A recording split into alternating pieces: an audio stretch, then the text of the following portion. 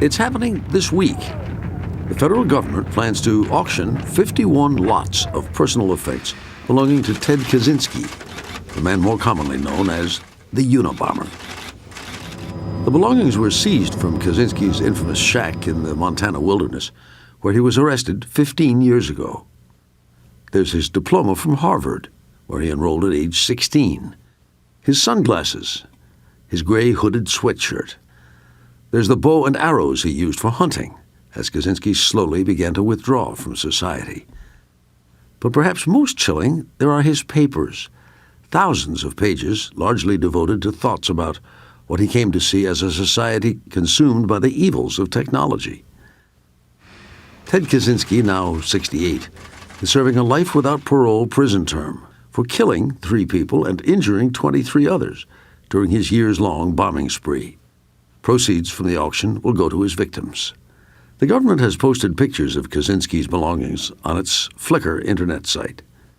A federal official told the Washington Post, "We will use the technology that Kaczynski railed against to sell artifacts of his life." In 1996, after nearly 20 years on the run, the FBI finally captured Ted Kaczynski, a man who had spread fear with his homemade letter bombs across the U.S., mostly aiming at airlines and universities.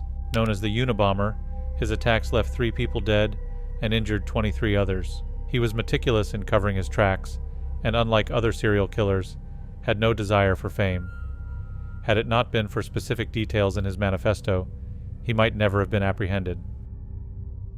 Today's video is sponsored by Aura, and it's a really important time to be talking about them because hackers may have stolen the social security numbers of every American. Over 2.9 billion records were stolen from national public data, which offers personal information to employers, private investigators, staffing agencies, and others doing background checks. These stolen records include a person's full name, address, date of birth, social security number, and phone number, and members of the hacker group have reportedly released this information for free online. My personal information is something I guard closely, and the thought of it being out there for anyone to access is incredibly unsettling.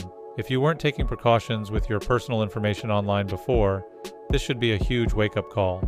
You've never been more vulnerable online than you are right now, but I'm not too worried about it because I use Aura. Aura alerts me if they find my phone number, email, or social security number on the dark web. They give you up to $5 million in identity theft insurance should the worst-case scenario happen. They also provide a bunch of other features to keep you safe online, all inside one app.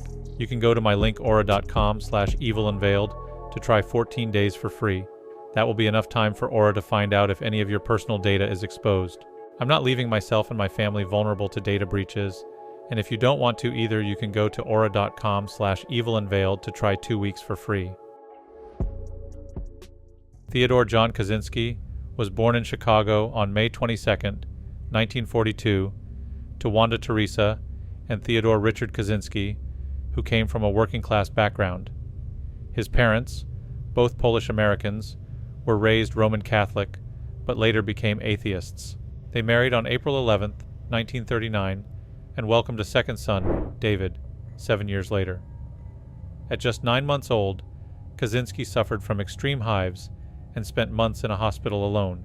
Upon his return, he was described as never being the same cheerful and happy child again. His mother was concerned about his social development and contemplated enrolling him in programs for autistic children, but ultimately chose not to pursue that option. Kaczynski attended Sherman Elementary School in Chicago from 1st to 4th grade, where he was seen by administrators as healthy and well-adjusted. In 1952, his family relocated to Evergreen Park, Illinois, and he switched to Evergreen Park Central Junior High School. Classmates described Ted as a loner who performed exceptionally well academically, especially in mathematics. After taking an IQ test in the 5th grade, he was recognized as a genius, scoring 167. This recognition ultimately led to the decision to advance him to the 7th grade after completing only 5 years of elementary education. While skipping a grade can be a significant achievement, for Kaczynski, it contributed to his feelings of isolation. Moving up to a higher grade placed him among older classmates, making it even harder for him to connect socially. After skipping the 6th grade, Ted Kaczynski moved on to Evergreen Park Community High School in the Chicago suburb of Evergreen Park. He continued to excel academically, especially in mathematics and science, earning high grades that garnered him the admiration of some teachers. Frequently placed in advanced classes, Kaczynski also participated in various extracurricular activities, playing the trombone in the marching band and joining clubs such as mathematics, biology, coin collecting, and German. During his high school years, he developed a profound appreciation for nature, often finding peace in the outdoors. This connection would later manifest in his writings and beliefs, as he began to see modern society as a corrupting force that disrupted the natural world.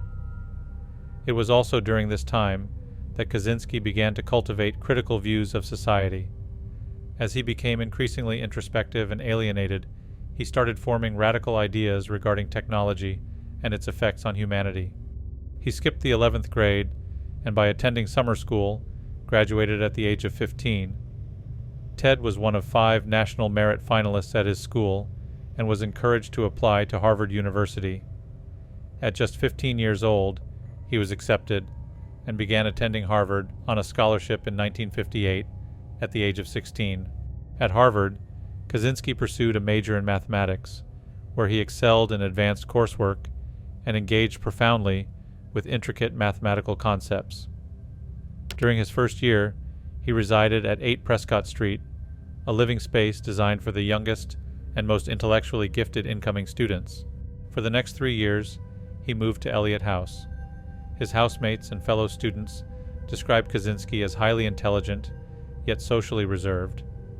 In his second year, he took part in a study conducted by Harvard psychologist Henry Murray. Participants were told they would engage in a debate on personal philosophy with a fellow student and were required to write essays outlining their beliefs and aspirations. These essays were shared with an anonymous individual who would confront and belittle the participants in what Murray termed vehement, sweeping, and personally abusive attacks, using the essay's content as ammunition. Kaczynski dedicated 200 hours to this study, which is believed to have left enduring psychological scars on him. He later characterized the sessions as psychologically abusive, suggesting that this trauma may have fueled his increasing feelings of alienation and resentment toward society. Ultimately, he earned his Bachelor of Arts degree in mathematics from Harvard in 1962, graduating with a GPA of 3.12. Later that year, Kaczynski began his studies at the University of Michigan, where he obtained his master's degree in mathematics in 1964 and his doctoral degree in 1967. Although he successfully applied to the University of California, Berkeley, and the University of Chicago, he did not choose them for his postgraduate education due to the lack of teaching positions or financial support. In contrast, the University of Michigan provided him with an annual grant of $2,310, equivalent to approximately $24,000 in 2024, along with a teaching role. At the University of Michigan, Kaczynski focused on complex analysis, particularly geometric function theory.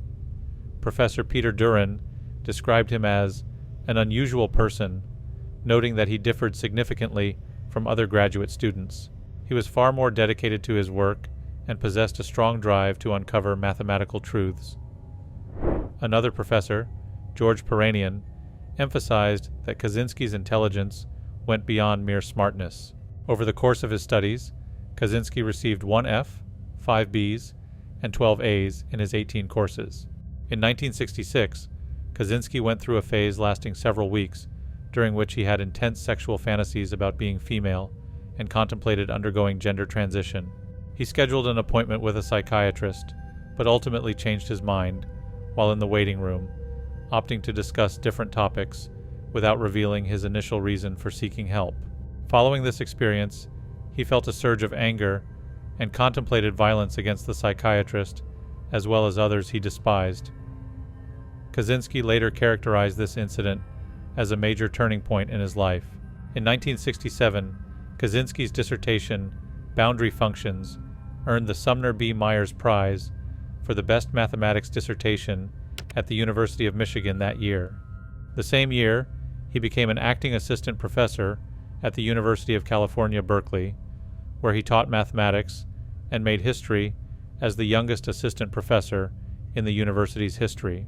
By September 1968, he received a formal appointment as an assistant professor, indicating that he was on a path toward tenure. However, his teaching evaluations indicated that he was not particularly favored by his students. He appeared uncomfortable in the classroom, relied heavily on the textbook, and was unwilling to answer questions. Without providing any explanation, Kaczynski resigned on June 30th, 1969. In a letter dated 1970, John W. Addison, Jr., the chairman of the mathematics department, described Kaczynski's resignation as quite out of the blue when writing to Kaczynski's doctoral advisor, Shields. He noted that Kaczynski seemed almost pathologically shy, and mentioned that, to his knowledge, Kaczynski had not formed any close friendships within the department, despite attempts to help him become more socially engaged. After resigning from Berkeley, Kaczynski went back to his parents' home in Lombard, Illinois. 2 years later, he moved to a secluded cabin he built near Lincoln, Montana, on land purchased with help from his brother. The cabin was located on a rugged, wooded piece of land that allowed him to live off the grid without electricity or running water. This isolation was intentional. Kaczynski sought to escape what he perceived as the corrupting influences of modern society and technology. He adopted a minimalist lifestyle and managed to support himself through a combination of odd jobs, such as working as a laborer and doing some seasonal work in the area. However, he also received significant financial assistance from his family, which allowed him to maintain his secluded lifestyle without the pressures of a traditional job. He used an old bicycle to commute to town, frequently visiting the local library, immersing himself in reading classic literature, philosophy, and works on social criticism. He was particularly influenced by authors like Jacques Ellul and Marshall McLuhan, whose ideas about the dangers of technological advancement resonated with him. He taught himself vital survival skills such as hunting, identifying edible plants, and practicing organic farming. Beginning in 1975, Kaczynski carried out acts of sabotage, including arson and booby trapping, against nearby developments. Although he had once contemplated a peaceful existence, he had shifted his focus entirely to seeking revenge against the system and fulfilling his earlier fantasies of violence. From 1978 to 1995, Kaczynski sent or placed a series of bombs that grew increasingly sophisticated, resulting in 3 deaths and injuring 23 others. 16 bombings were linked to him.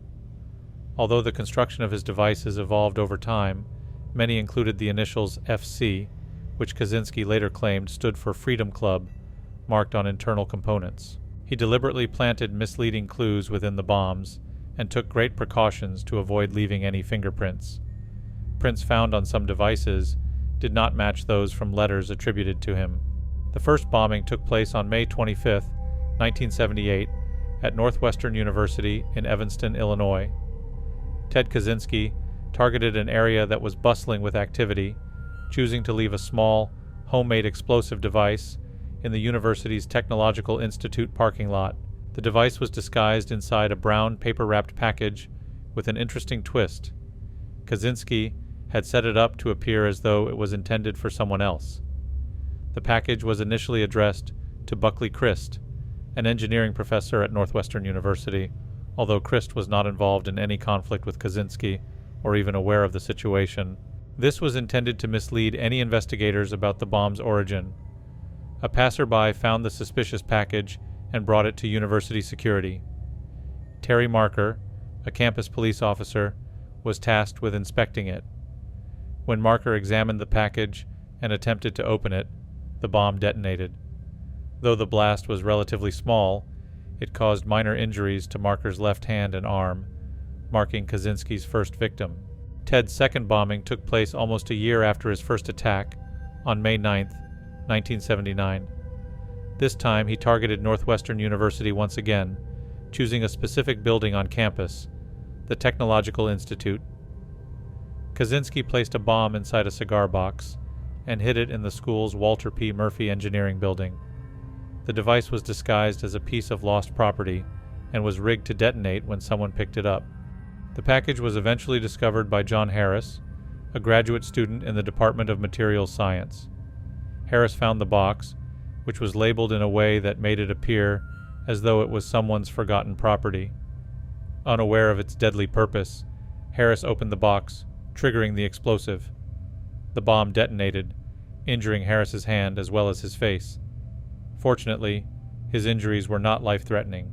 This bomb, like the first, was relatively simple in design, but demonstrated Kaczynski's growing confidence and willingness to target individuals in academic settings. At the time, however, law enforcement had no indication that the first and second bombings were connected, or that they were the work of an emerging domestic terrorist. Authorities still saw the incidents as isolated, unable to connect the dots between them, or to understand the underlying motives behind these attacks. The third bombing took place on November 15, 1979, marking the first time Ted Kaczynski shifted his focus from universities to the airline industry. This attack was intended to be much more public, targeting American Airlines Flight 444, a commercial flight traveling from Chicago to Washington, D.C. Kaczynski packaged the explosive device in a mailed parcel, intending for it to detonate mid-flight. Shortly into the flight, the package began to emit smoke. The crew, alerted to the emergency, was forced to make a rapid descent and an emergency landing at Dulles International Airport near Washington, D.C. Although the device malfunctioned and failed to fully detonate, it still released enough smoke to cause panic and fear among the passengers. Several people on board suffered from smoke inhalation, although there were no serious injuries or fatalities thanks to the crew's quick actions and the bomb's failure to explode as planned. Following the emergency landing, investigators found that the device was a pipe bomb rigged with a barometric trigger designed to detonate at a certain altitude. This technical sophistication raised concerns within the FBI and other federal agencies, which now recognized a pattern of calculated attacks aimed at academic and now industrial targets. They quickly realized that this was the work of a highly skilled individual capable of creating complex devices with specific mechanisms. The incident earned him a new level of federal attention, as the case was officially designated UNABOM, short for University and Airline Bomber. The Unabomber's fourth bombing occurred on June 10, 1980, and was another high-profile attempt to target the airline industry. This time, Ted Kaczynski sent a mailed explosive device to Percy Wood, the president of United Airlines. The package was sent directly to Wood's home in Lake Forest, Illinois, presenting itself as a gift, disguised as a book. Kaczynski had labeled it to appear as though it was a work of literature, titling the enclosed book Ice Brothers by Sloan Wilson. When Wood received the package, he opened it, expecting a book, but was instead met with an explosion. The device detonated, injuring Wood with shrapnel and causing burns. Fortunately, the injuries were not fatal, although Wood did suffer significant pain and required medical treatment. By targeting a high-ranking airline executive, Kaczynski made clear his intent to send a message not only to the academic world, but also to corporate and industrial leaders involved in fields he viewed as promoting societal harm. The Unabomber's fifth bombing took place on October 8, 1981, when Ted Kaczynski targeted University of Utah in Salt Lake City. This device, unlike his previous bombs, was placed in a public area within the university's business school. It was left in a hallway, a strategic choice intended to maximize the possibility of someone picking it up. Fortunately, a university security officer discovered the device before it could detonate. Recognizing the potential danger, the officer called in the bomb squad. They were able to safely defuse the bomb, preventing any injuries or fatalities. The device, upon examination, was found to be a complex pipe bomb, similar in design to Kaczynski's previous devices, but with new modifications. This bombing attempt was another escalation in Kaczynski's tactics, as he now expanded his focus to include random individuals within academic settings, not just high-profile targets.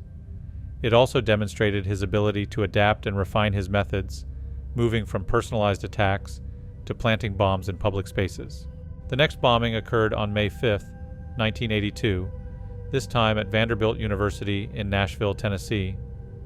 Kaczynski sent a package addressed to Patrick C. Fisher, a computer science professor who had previously been at Penn State University but had since joined Vanderbilt's faculty. Fisher, however, was away at the time, so his secretary Janet Smith handled the package. When Smith attempted to open it, the device detonated, injuring her with shrapnel and causing severe cuts and burns. The bomb was another of Kaczynski's concealed pipe bombs, consistent with the design and sophistication seen in his earlier devices.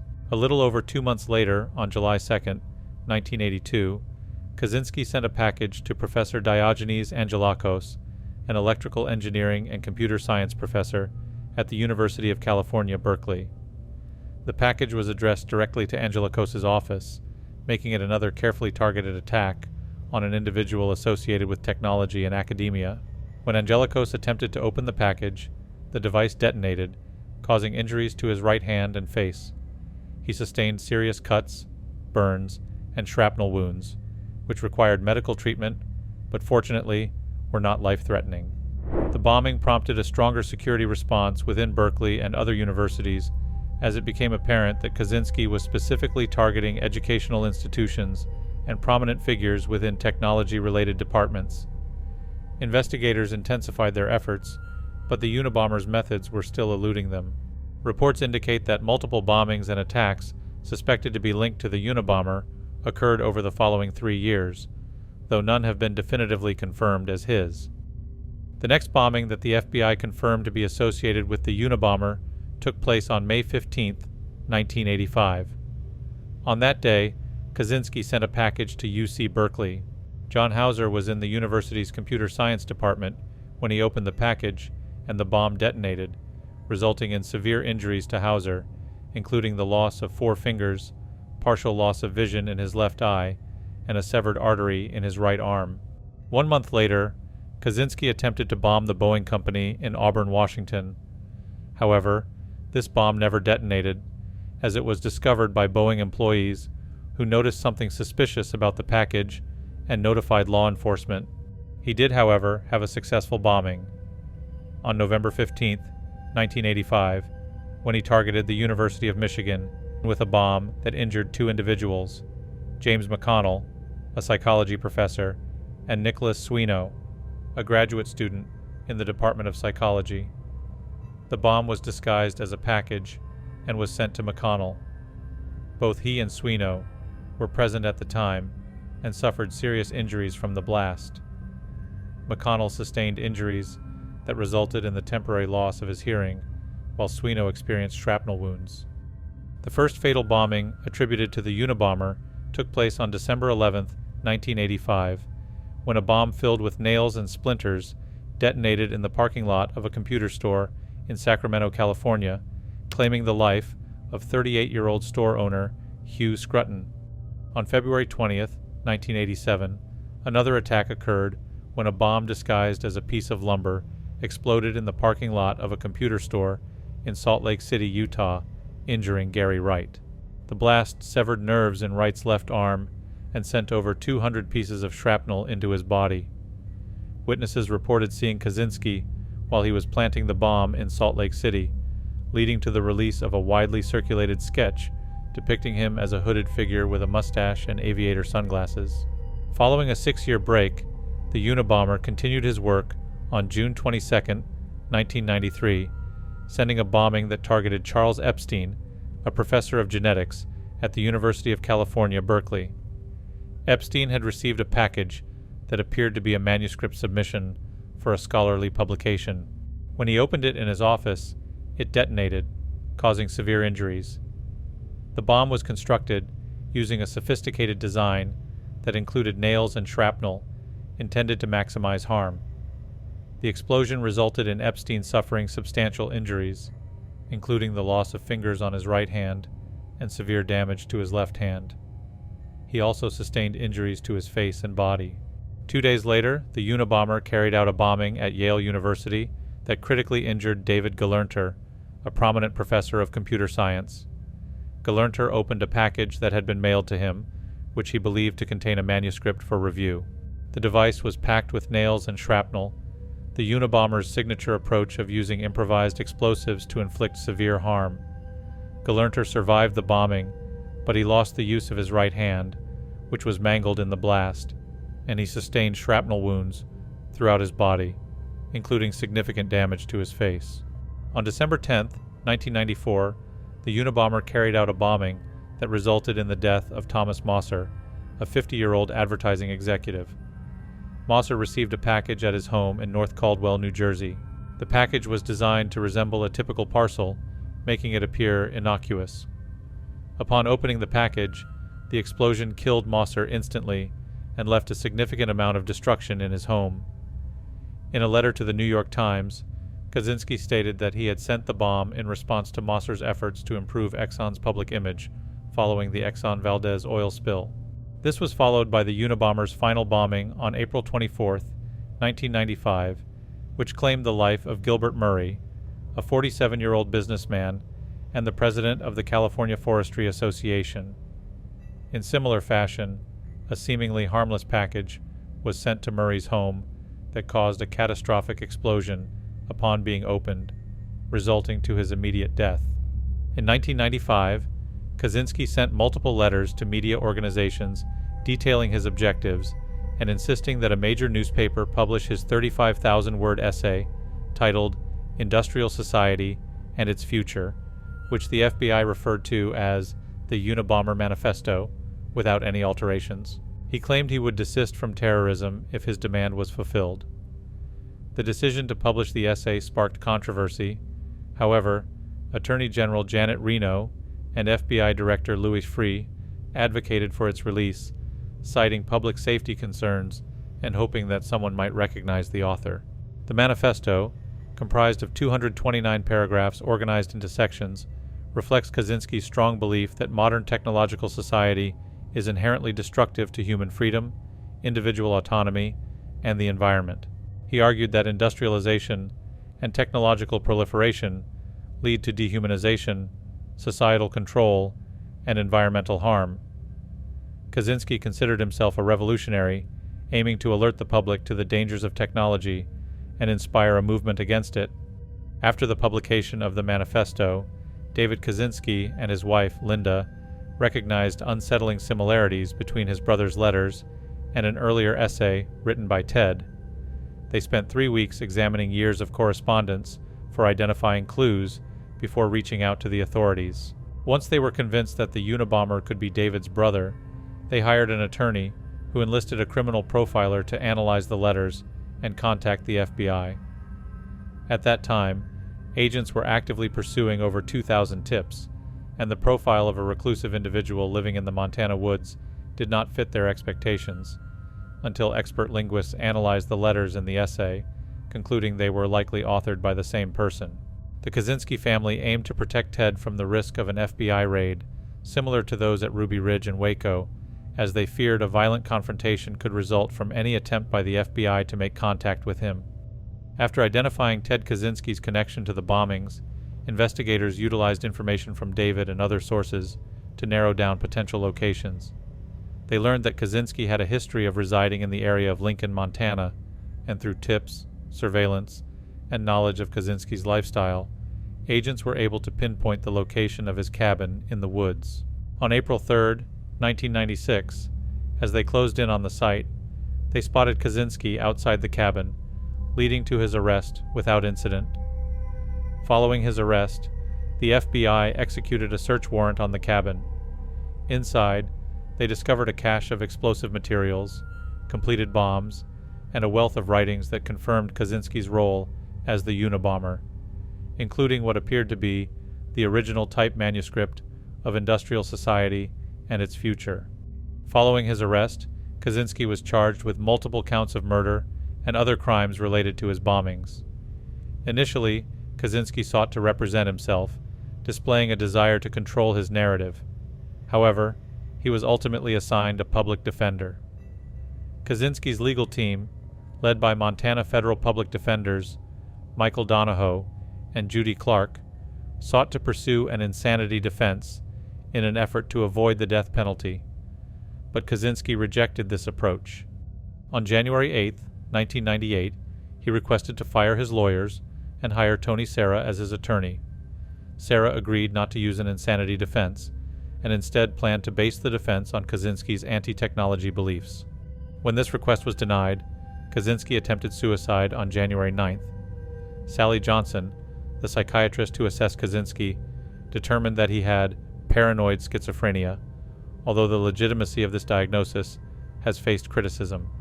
On January 21, 1998, federal prison psychiatrist Johnson declared Kaczynski competent to stand trial, despite the psychiatric diagnoses, leading prosecutors to pursue the death penalty. The following day, January 22, 1998, Kaczynski pleaded guilty to all charges, opting for life imprisonment without the possibility of parole. He later attempted to retract this plea, alleging that the judge had coerced him, but Judge Garland Ellis Burrell Jr. denied his request, a decision that was upheld by the United States Court of Appeals for the Ninth Circuit. After his conviction in 1998, Kaczynski was sent to the United States Penitentiary, ADX Florence, a supermax facility in Florence, Colorado, designed to house the most dangerous and high-profile inmates in the U.S. During the early days of his incarceration, he developed friendships with Ramzi Youssef and Timothy McVeigh, the individuals behind the 1993 World Trade Center bombing and the 1995 Oklahoma City bombing, respectively.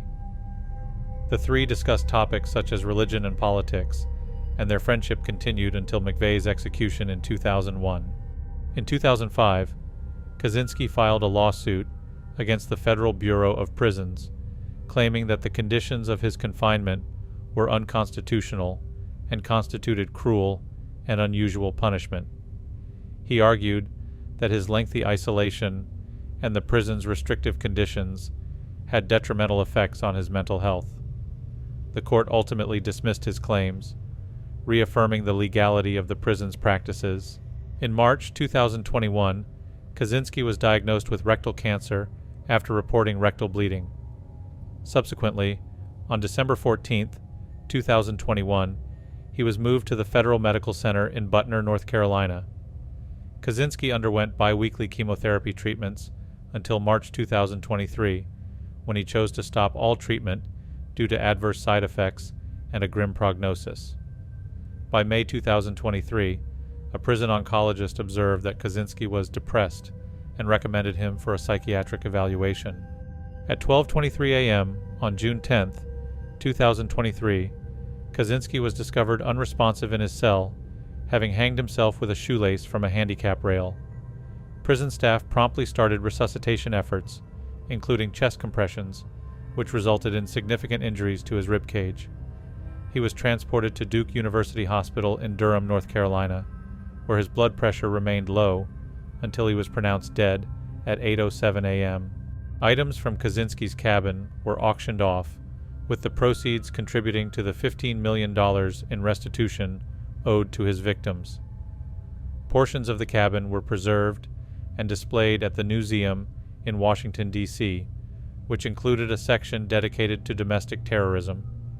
However, since the museum's closure in December 2019, the future of these cabin remnants has remained unclear.